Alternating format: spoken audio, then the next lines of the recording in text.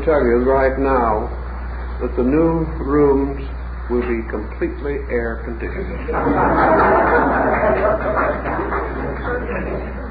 And we hope to have them in operation by summer, but of course we can't meet these little spells of unexpected weather.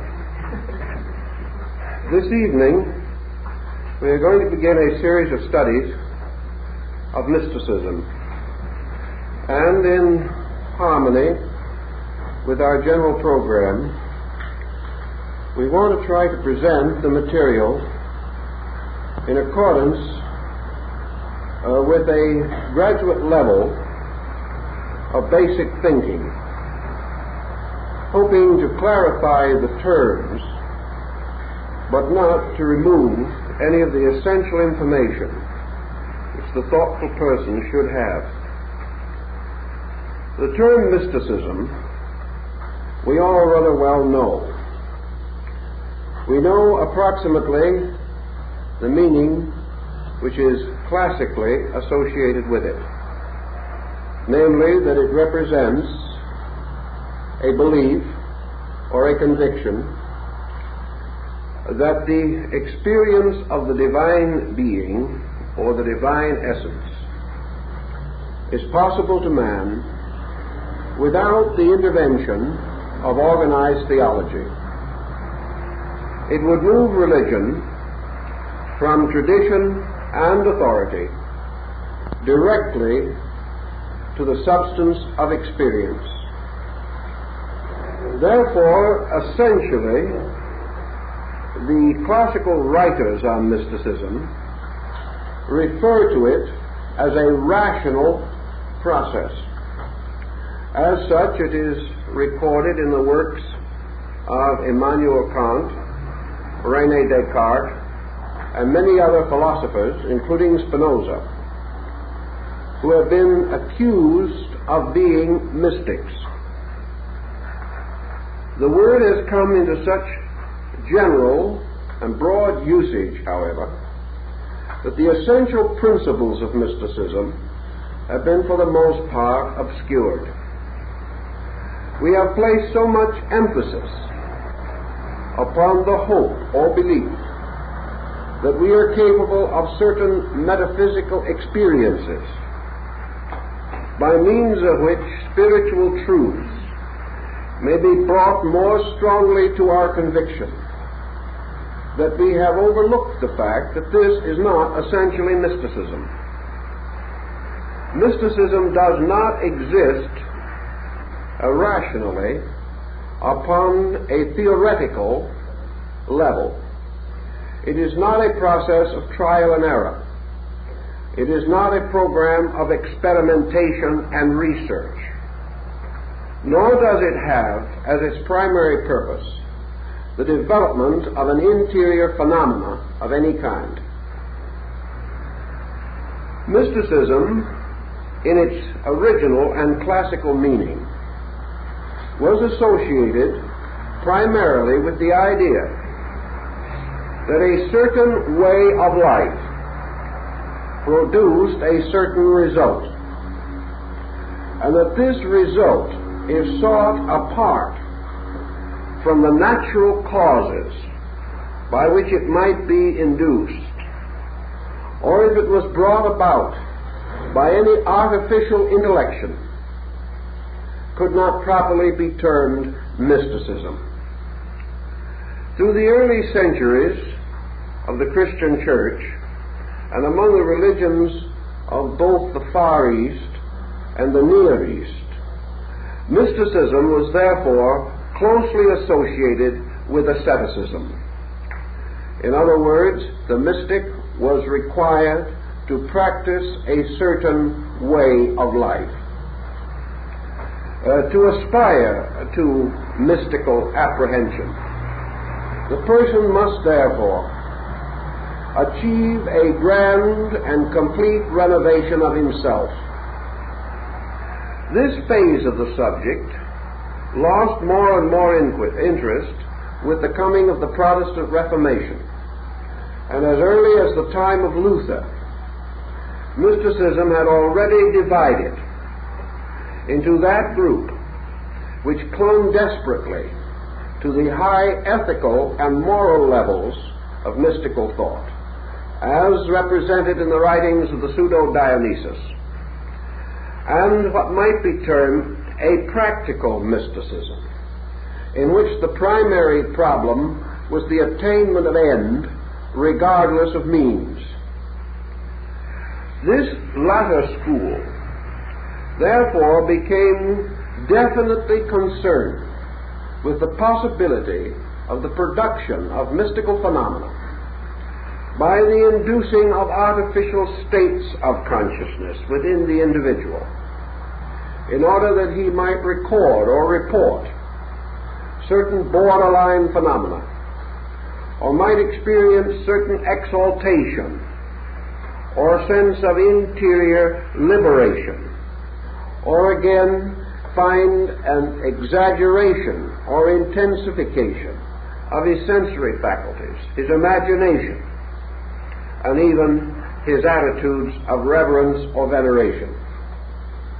A modern example of this particular situation is the increasing scientific interest in the various products and byproducts of the cactus plant, mescal.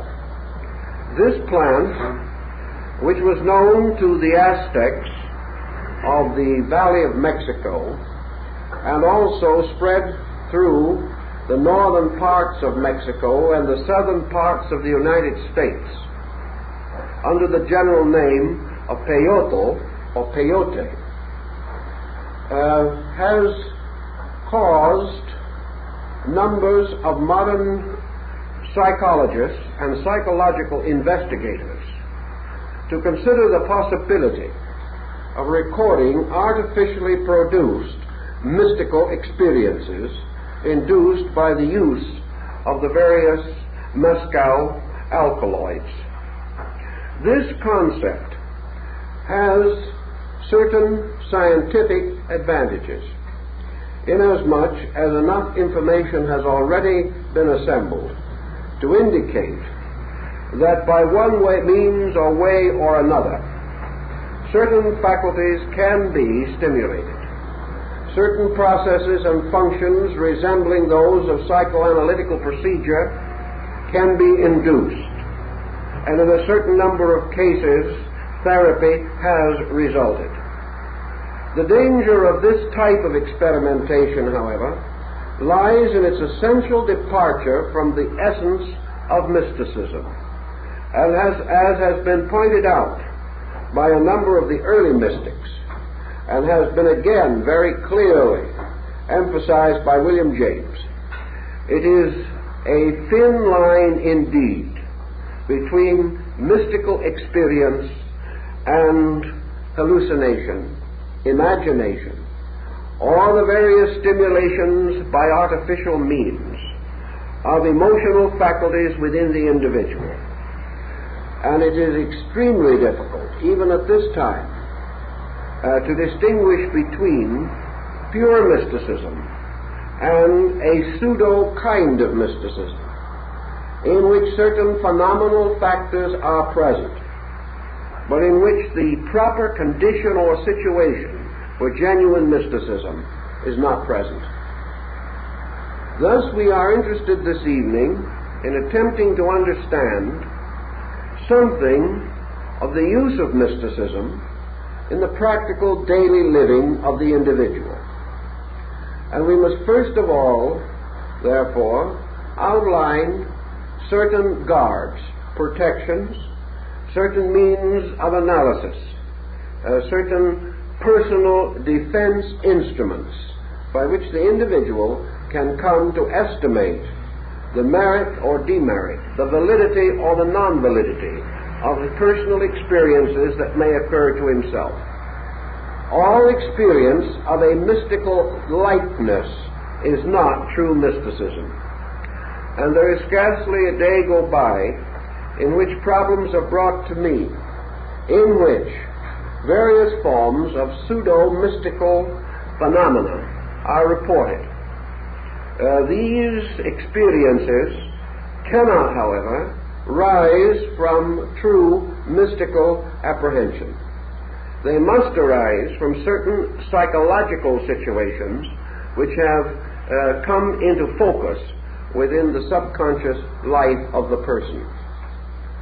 Thus, we come back to our original concept as taught in the East by Buddha and in the West by Plotinus, namely that mysticism has to be an effect, the cause of which must be equal to the effect produced. The cause of mysticism is neither simply well-wishing or the scientific stimulation of extrasensory faculties. The cause of mysticism is a certain adjustment of human consciousness with the laws of universal existence. Thus, all true mysticism begins as a way of life. It begins as a dedication, and it unfolds according to the conduct pattern of the individual. Mysticism cannot arise in a situation contrary to itself. This does not mean that extrasensory perceptions of various kinds, as for example those resulting from the use of the mescal button, that such experiences cannot prove an attractive mystery. We do not deny that the individual, without the improvement of his moral or cultural life, can, under certain conditions, have experiences which transcend his ordinary functions. The question then arises, how valid are these experiences? How important are they to the individual? And do they actually advance any useful purpose in his life? Authorities researching into this problem have come to the rather sober and I think sincere and reasonable conviction that pseudo-mysticism has produced very little good. For the small amount of encouragement or stimulation which arises from it, there is a group of dangers which cannot be overestimated. The individual under hallucination of any kind is not approaching truth naturally and properly. And even though this hallucination may gratify him, may cause him to feel that he has attained a deep degree of insight, if this insight is not real, even though it may appear enjoyable or even instructive, if it is not real, it is unreal. And if it is unreal, it endangers the solid growth of the person. We have observed, therefore, that nearly all individuals becoming overly concerned with phenomena of any kind impair their own progress and arrive ultimately at a disquietude or a series of interior conflicts that may be considered essentially dangerous. A problem was brought to my attention by a letter which I only received when I returned from this last trip, in which experiments were made to discover, if possible, the relationship between experimentation in psychic phenomena and the deterioration of bone marrow. Now, this seems like a rather complicated situation. We are not sure what is going to arise from this program of research, whether we shall discover that the premature and ill-advised effort to stimulate psychic faculties may have a serious effect upon the entire energy economy of the human body. Whether this be demonstrated or not, the principle in terms of psychology, philosophy, and religion has been well justified and demonstrated. Namely, that there is nothing more dangerous to the normal growth of man than hallucination, inasmuch as hallucination represents a kind of experience. The individual prone to give greater weight to that which happens to himself is more easily deceived by himself than by any other person. And if this deceit advances some cause or belief, in which he is interested or concerned, or gratifies some natural or unnatural ambition within himself, it is more likely that he will become the victim of self-delusion. Thus, mysticism's greatest hazard is an artificial facsimile of itself, a situation which resembles it in many respects, but is not it. And this hallucination is not limited merely to persons of comparatively slight information, but is traceable in some of the outstanding documents relating to the field. It is therefore quite certain that we must ultimately divide mysticism into another grouping of two parts or appearances, the first being genuine mysticism and the second psychological mysticism.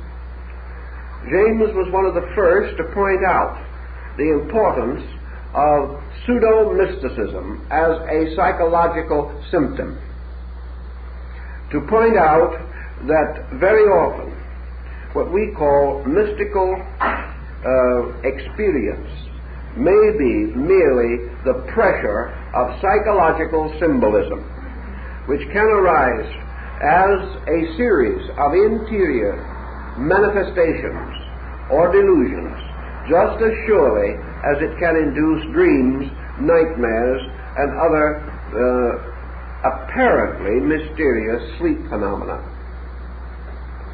So in our mysticism, we have only one true and proper guidance, namely that mysticism represents a natural growth. It must therefore be revealed through a more or less complete integration of the person on a level of mystical insight. Such integration calls for a gradual reformation or reorganization of the major perspective toward life. We observe that in our modern way of living, the attitude of the individual becomes more and more evasive on all matters relating to the changing of personal conduct. He is convinced today that he can attain certain powers regardless of what he is, and that therefore there are tricks, scientific formulas, even drugs, or hypnosis, or some particular and special way to attain an extension of faculty apart from an actual merit system. This optimism is ill-grounded. It is not possible. And wherever there appears to be an exception, that exception will ultimately prove the rule, because the exception will inevitably lead to a sorry chain of consequences which the individual must ultimately face. Now, it is not assumed that modern man in his modern environment and under the pressures of modern living can or should turn from the daily responsibilities which make up his existence to some solitary asceticism, or to renounce his proper and reasonable duties in order to cultivate certain extrasensory faculties within his own nature. In fact, the effort actually to cultivate by intent may itself destroy the validity of the entire experiment. For all practical purposes, therefore, mysticism, like every other form of unfoldment in nature, is a natural and gradual procedure, cultivated without special tension or stress or strain, not longed for or yearned after, but rather assumed to be a natural state or stage in the development of normal persons in the course of the integration of themselves.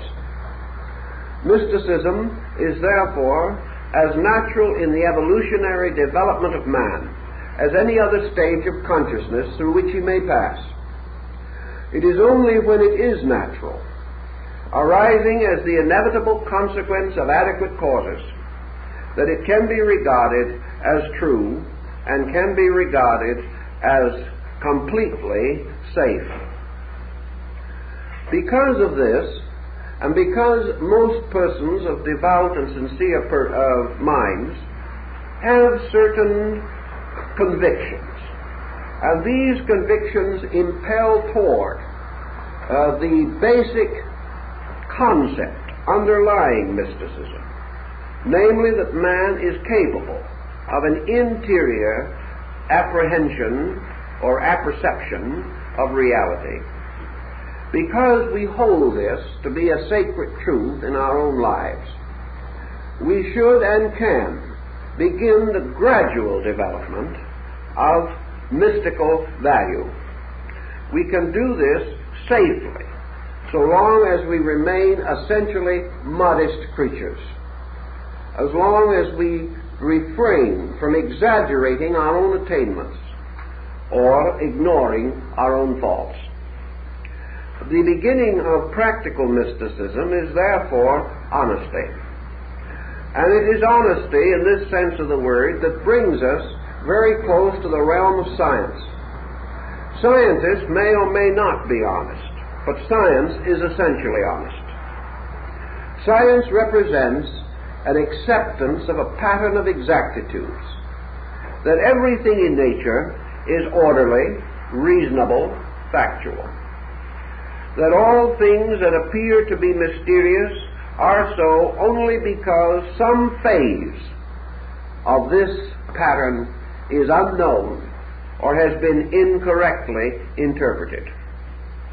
Assuming, therefore, the factuality of the basic scientific concept, the premise behind science, namely that everything is as it is.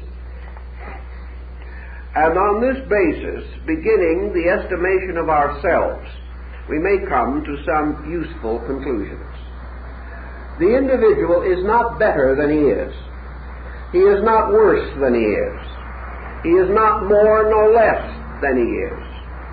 He has not outgrown more than he has outgrown.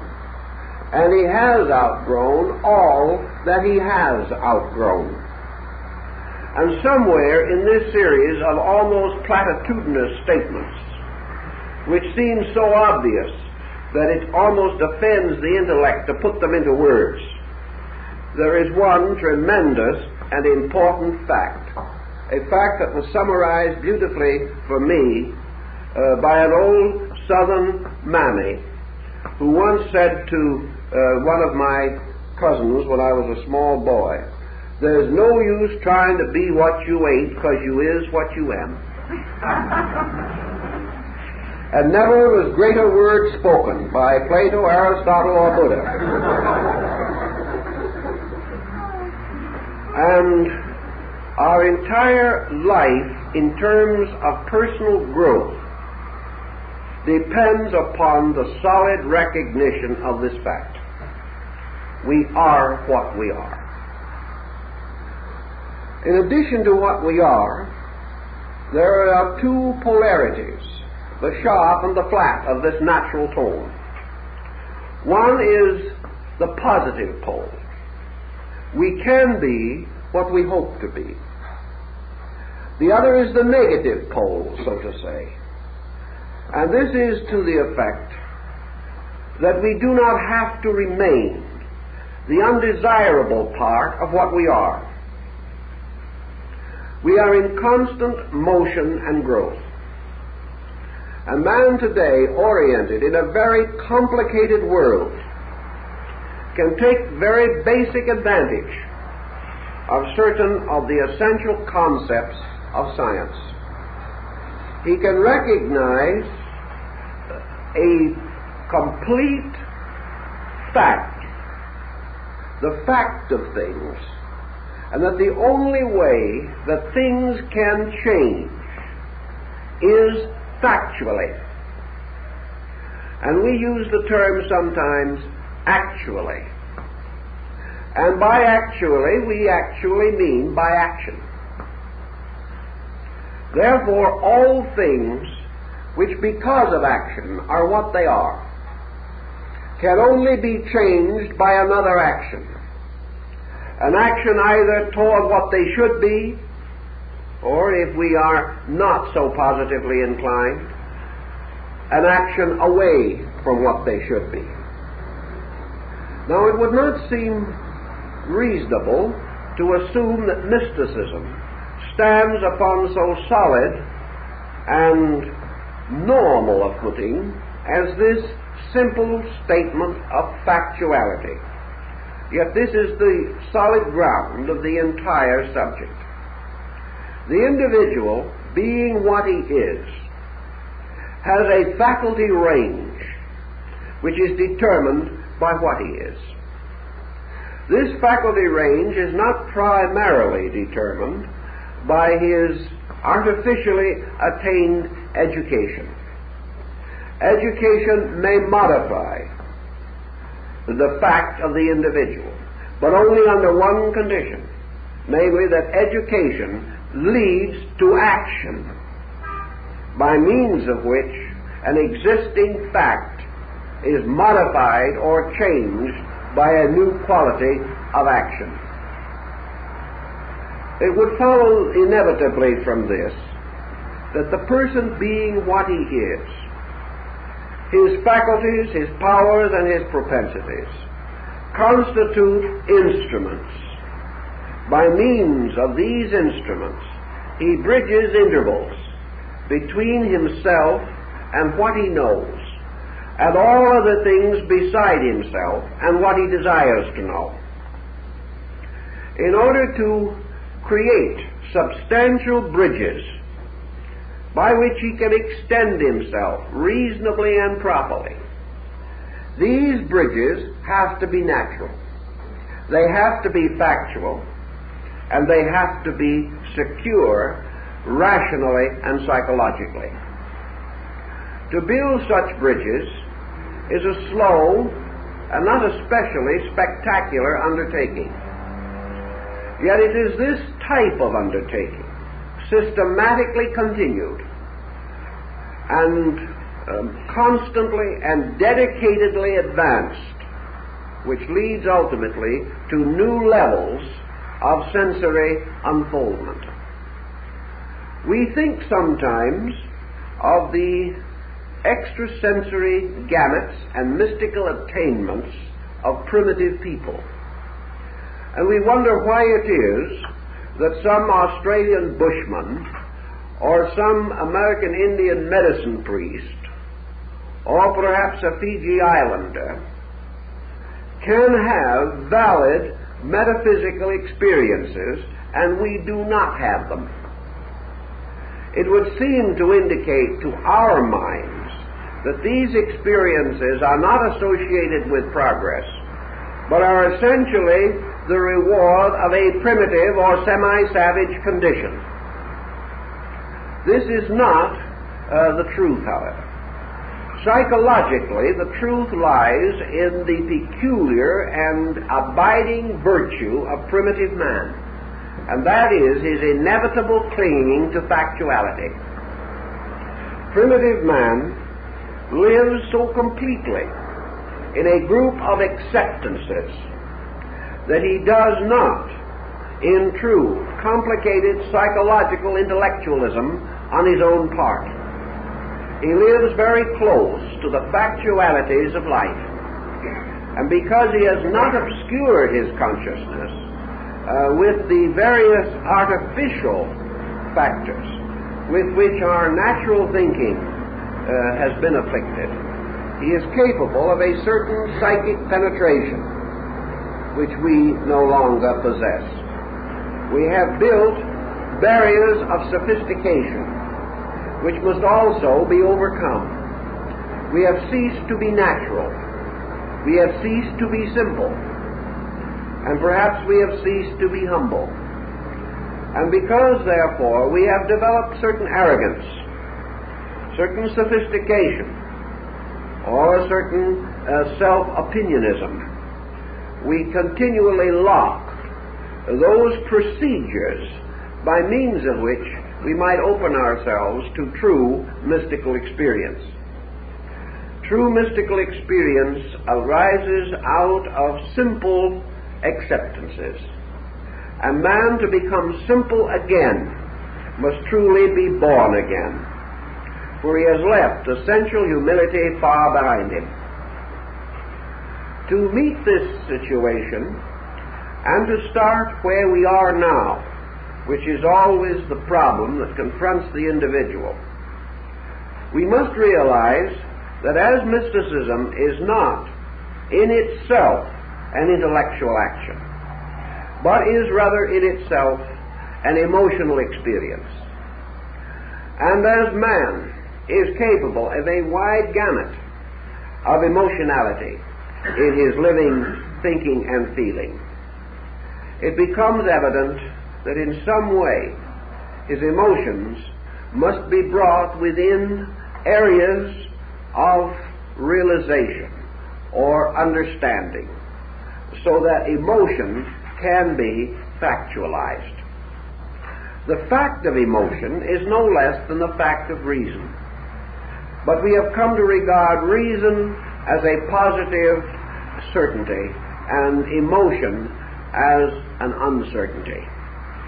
This is simply due to our own perspective on these matters, having little, if anything, to do with the facts themselves.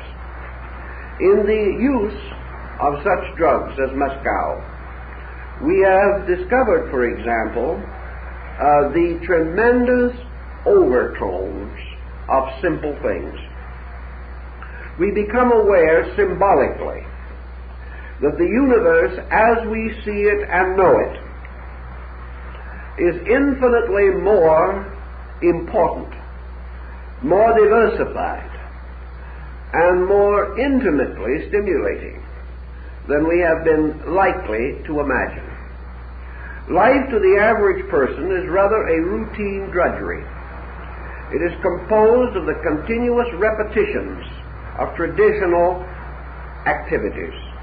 The person under strong and immediate economic compulsions is forced, therefore, to think of himself as living a material external life, and escaping from this by some violent directive into what he might term a more rarefied, superphysical atmosphere of dreams and ideals and hopes and aspirations. Mysticism insists that this rarefied atmosphere is just as near to us as our materialism, that there is really no essential difference, that what appears to be a difference is interpretation, emphasis, or the concentration of our attention upon only certain parts of actions or conditions or circumstances. To begin as a natural mystic, as Thoreau began, as many very quiet mystical thinkers have begun, something in the spirit of Walt Whitman and others who have been greatly admired for a rather simple appreciation of value. We must begin by discovering fact, essential fact in the commonplace. Science can be of the greatest help to us because it can remind us that most things are stodgy and uninteresting because we do not understand them. You will find, therefore, a person who has very little appreciation of art wander by a beautiful painting or a fine example of sculpture, comparatively untouched and unmoved by it. 10 years later, as the result of interest in art, he comes back to the same piece of work and finds himself enthralled and entranced. In music, it may require 30, 40, or 50 listenings to a great music drama such as Tristan and Isolde before the sheer genius of the music really reaches into us. We cannot immediately grasp these innumerable overtones, these wonderful gallandaglios, or decorations of life, which are everywhere present if we pause to consider. Confucius and Lao Tzu in China both considered mysticism as the opportune pause. They recognized it as resulting from the sudden halting of the superficial pageantry of thought and emotion, and the giving of the attention to meaning. For in meaning lies fact. The most simple thing that we handle every day, the most common conveniences that we know, are tremendous, dramatic things if we give them thought. But if we take these things for granted as merely part of the process of living, we move on and we take education for granted. We take politics for granted. We take philosophy for granted, religion for granted, and ultimately we take God for granted, assuming that an intellectual acceptance constitutes an acceptable affiliation of consciousness. This is not true. That which is taken for granted is never known as fact. And the tendency to move over surfaces without ever penetrating into the substratums of these surfaces, this tendency is so strictly and totally Western, and most of all, so completely contemporary. It is our way of doing things, excused under the broad statement that we have no time. Actually, the individual who superficially employs his opportunities has no time, because he has wasted all of it. And to become more thoughtful and more penetrating is of the highest importance. A good example of this would be the day of the average person. He may rise and on his way to work he may get into his car. Now to him, his automobile is his second self, his alter ego. He practically lives in it, and his home is merely a detour between the front door and the garage. He practically is as attached to his car as the ancient Mexican Indians thought that Cortez was attached to his horse. They were one being, a kind of unicorn. Perhaps man is an automobile human kind of composite being. Yet although he depends upon this automobile and is continuously bewailing the cost of it, is continuously unhappy over the mechanical bills that arise in connection with it, man has never realized or appreciated that most of the essential laws of universal dynamics are locked up in his car. If he understood his car completely, he would understand the universe. It is an ever-present text revealing hundreds of principles, working together, brought together. Yet the minds that conceived and united these to form this modern monster of convenience. Actually, these minds were following archetypal laws.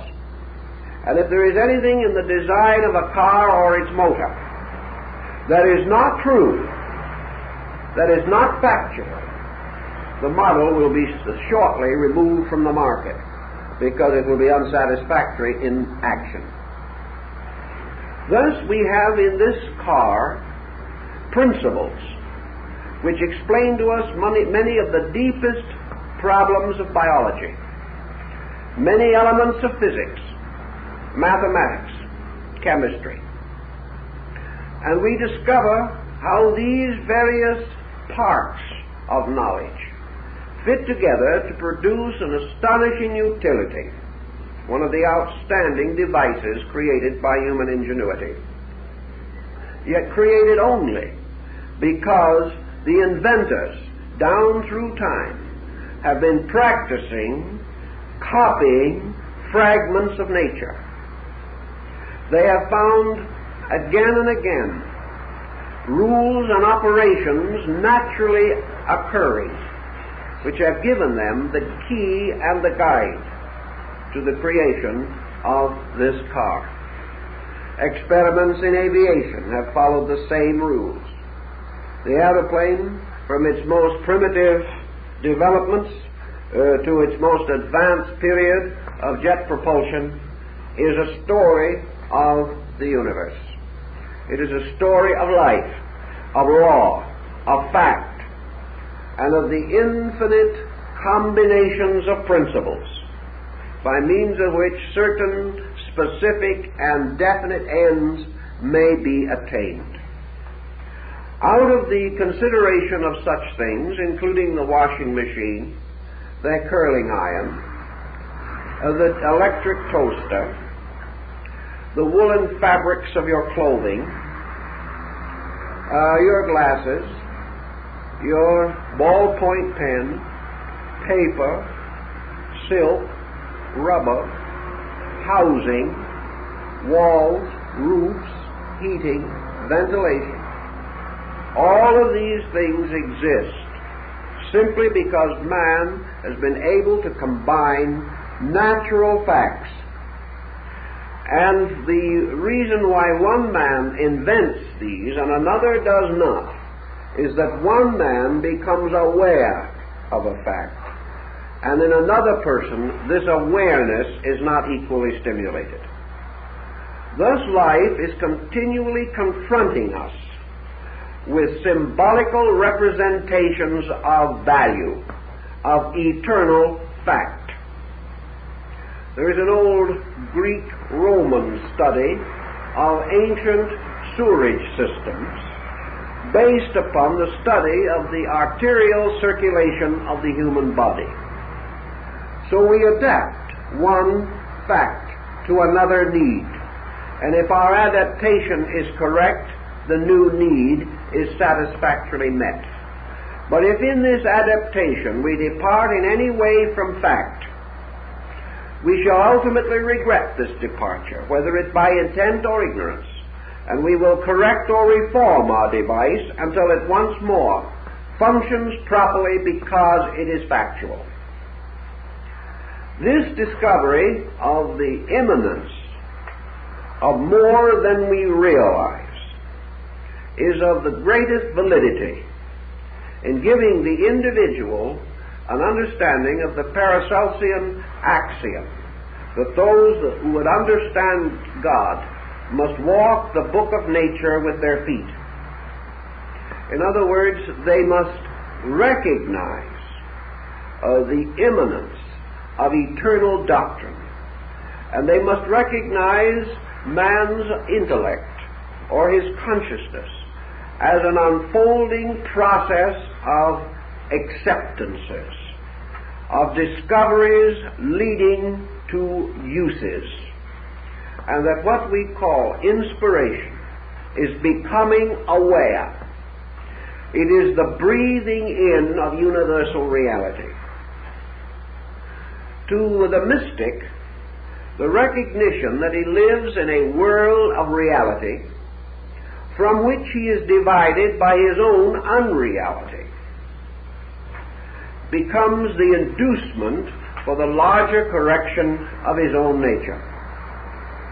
It leads him to recognize the tremendous challenge, not of mere observation, but the challenge that comes from the ability to interiorly become aware that he abides in a midst of fact, that morality is to live according to fact, and that morality and ethics are therefore good living because they keep the facts, and that religion essentially is the same thing, inasmuch as the will of God is revealed to man by fact, there being no appeal beyond the will of God, man has no appeal beyond fact, which is his discovery of the divine procedure, as this procedure works out on levels within his comprehension.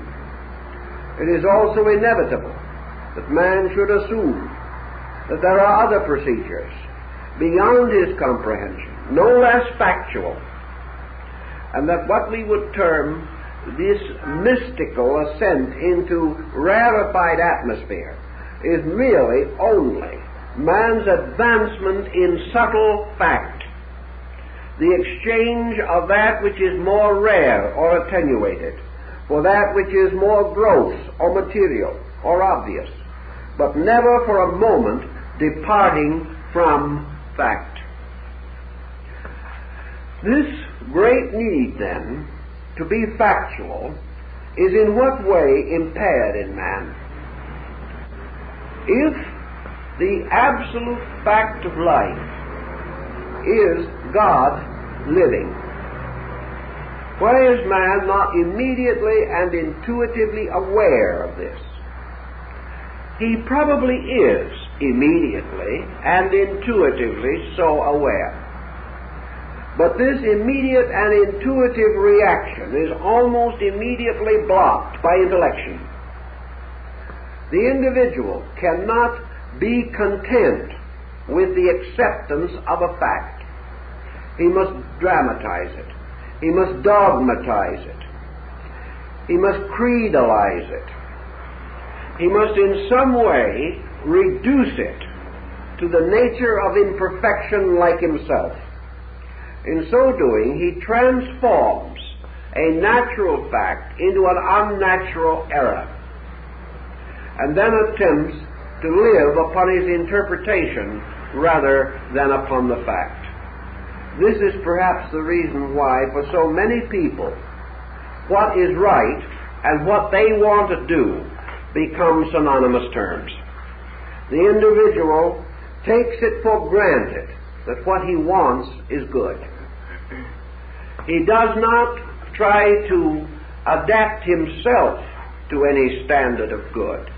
He assumes that he possesses this standard and adapts the facts to himself, which means to adapt a reality to an unreality. And this in turn destroys the dynamic of the fact, and the person falls into illusion. If we move constantly from a true acceptance of that which is true, we shall observe immediately that a marked change occurs in the pattern of our interior living. This marked change, when viewed in perspective, is extremely alarming.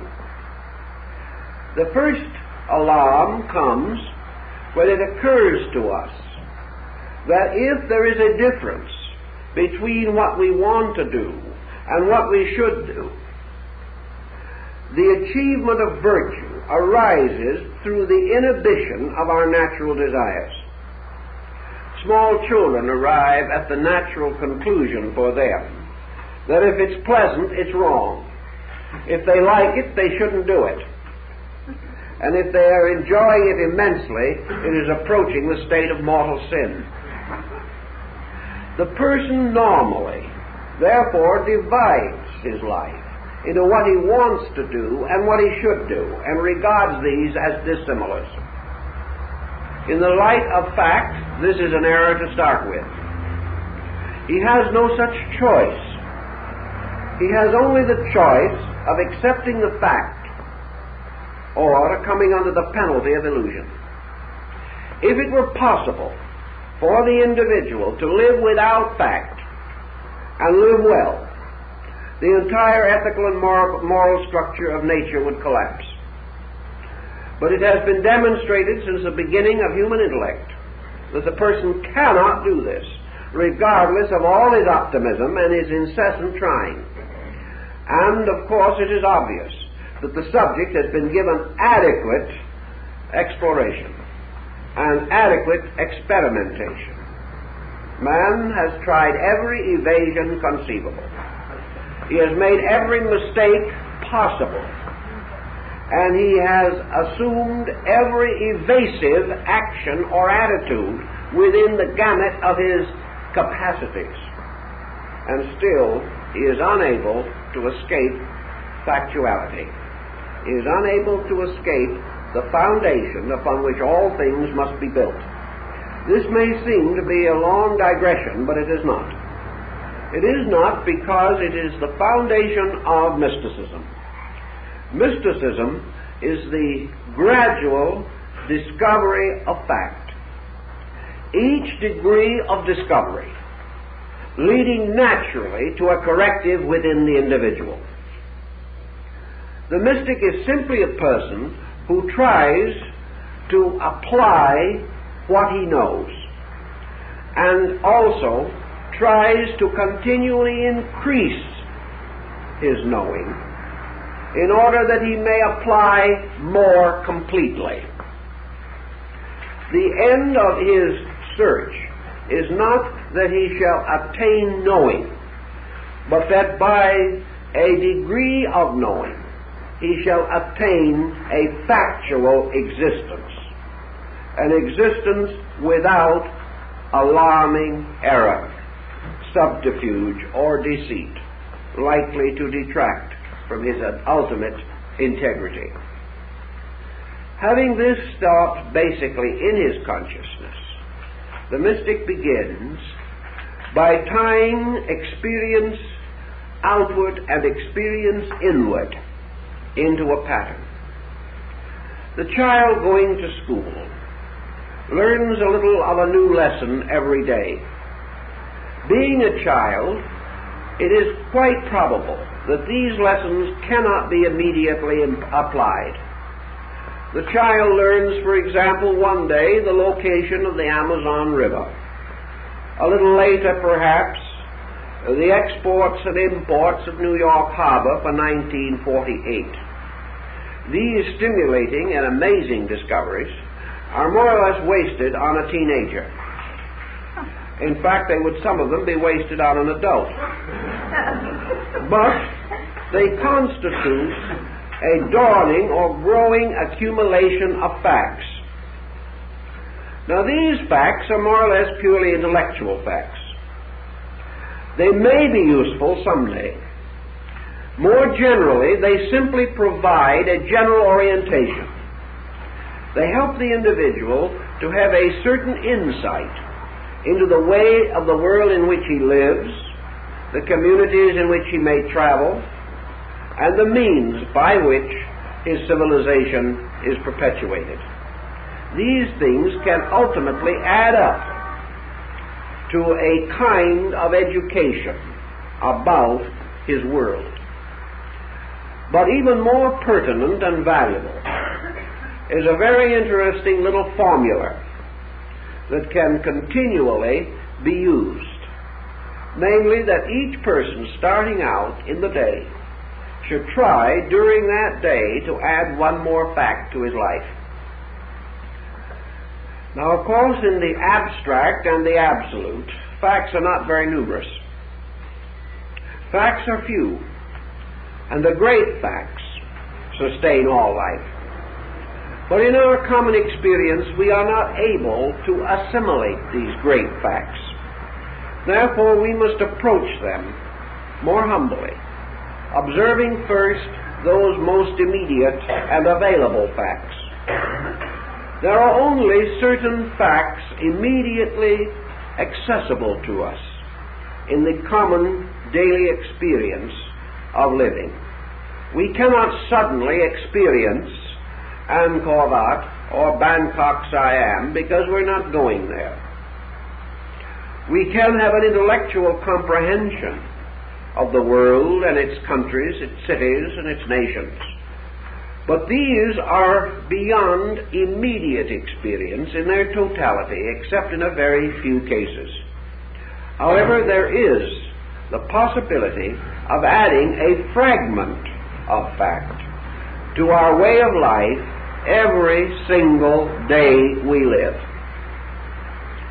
These fragments, which are most vital to us, have to do with the values of things. They have to do with decisions that have to be made. They have to do with our use of our means and our time. They have to do with our conduct in our association with other persons. They have to do with our sober reflections about the inadequacies of ourselves under the pressures of emergency. They tell us something of our own limitations and how we follow the admonition of the apostle that when we would do good, evil is ever nigh unto us. But each day we can find a fact of our own weakness. Those are very easy to find if we're diligent. The fact of someone else's strength, that is not quite so easy to find because we do not believe that much in other people. But it is a useful thing to enlarge this belief. The recognition of the relationship between action and reaction in our own private business. Every day we can enlarge our understanding by little flashes of insight. These little flashes of insight are themselves mystical experiences. They are little ones, but all things must begin as little ones. And as Lord Bacon's pointed out, all young things are awkward in their proportions. Therefore, the beginning is not the end, but the entire mystical method is revealed through the first legitimate flash of insight. The first time the individual is truly aware of an unrecognized or previously ignored fact, he has achieved half a step forward. He has put one foot out. Now he must draw the other foot to meet it. The second half of each step is the application of this newly discovered fact to an internal experience within himself.